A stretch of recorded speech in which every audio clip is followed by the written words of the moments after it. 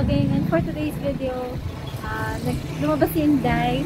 At ngayon, we are here sa American Ribs and Wings and we're just gonna grab some dinner. Might as well vlog about it. Tignan natin kung kumusta yung underweeds nila. See?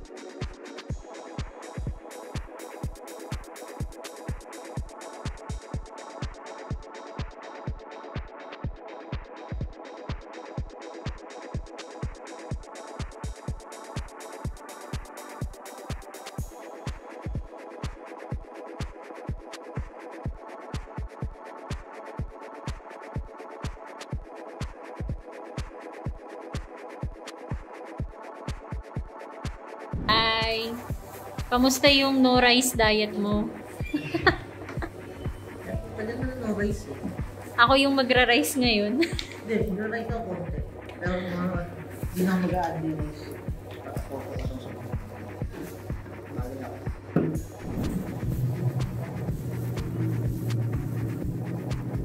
So, they have 4 flavors.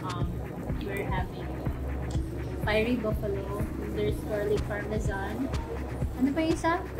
Garlic barbecue and Japanese teriyaki. And ayun nga. I-dinner muna tayo.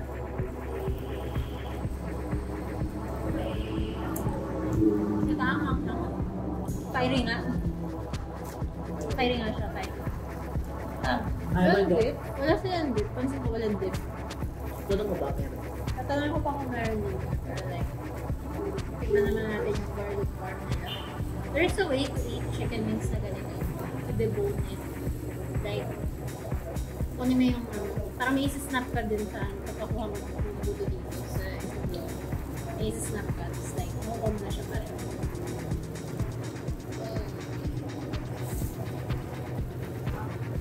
See? There's one.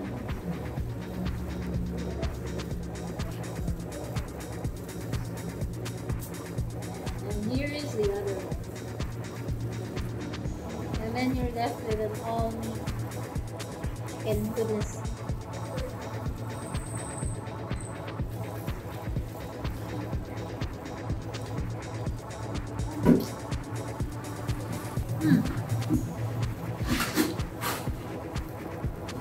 Garlic parm is very sweet. A very big contrast dun sa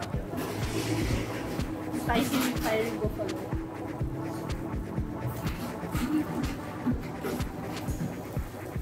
They have fries.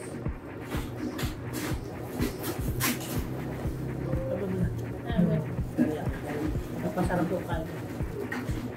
Mukhang masarap yung teriyaki kasi isa na lang yung nakabutong sa teriyaki.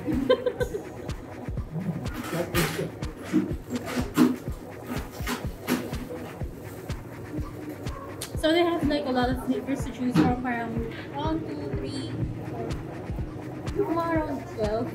11 flavors. Kalahati ang kalahati hindi. Here's one bowl. That's how I eat my chicken. I always debone. Madikit ito. Ano yung humiwari?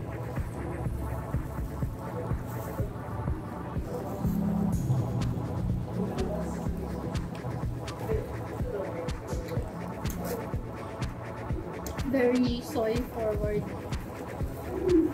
Tamis. Parang ano?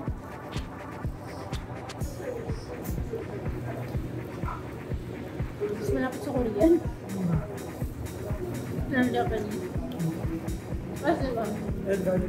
Garlic barbecue. Garlic barbecue. Smells really nice. Like, I can smell the garlic from here.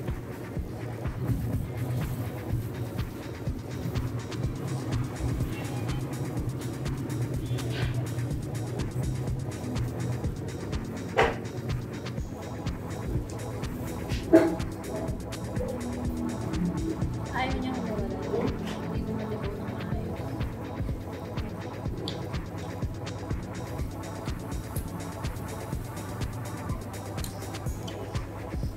So far, kung pinagalo mo yung garlic barbecue saka yung fiery buffalo, you have the perfect one. Tingnan natin mamaya kung meron. Where is it? Everyone, so excuse the point na wala siyang outro. It was a very spur of the moment thing. Nawalan ako ng memory, and then what happened next was like it was at 5%, so I had to save it kasi uwi pa kami. The wings there was awesome. Pinaka-favorite ko was the garlic butter. Yung garlic butter, wow. Yung garlic barbecue, wow.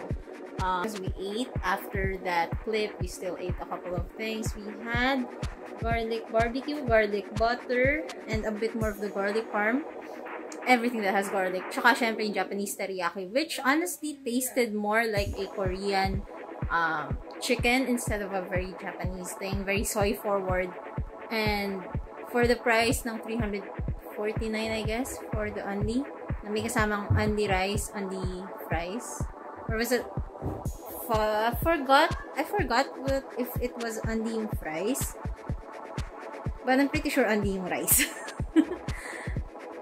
I am looking forward to trying out yung kanilang ribs, and I do hope that the next time that I go there, I would gladly pay around, I don't know, maybe 35 pesos or 50 pesos for a dip kung kinakailangan. But if I am eating chicken wings, buffalo wings, I really want it na merong ranch or merong yun lang talaga issue ko doon.